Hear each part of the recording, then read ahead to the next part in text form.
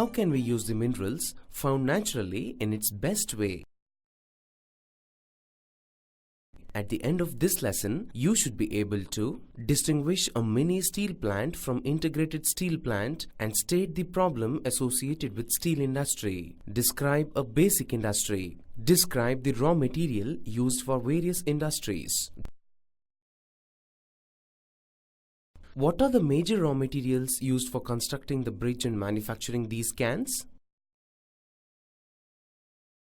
Steel is used as major raw material for constructing the bridge, and these cans are made of aluminium.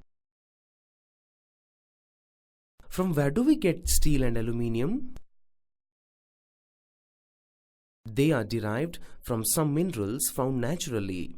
Steel is derived from iron ore and aluminium is derived from bauxite.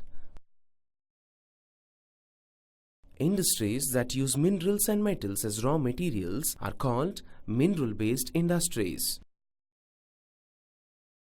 What is the common material used for construction or making these items? Steel is needed to manufacture a variety of engineering goods, construction materials, defense, medical, telephonic, scientific equipment, and a variety of consumer goods.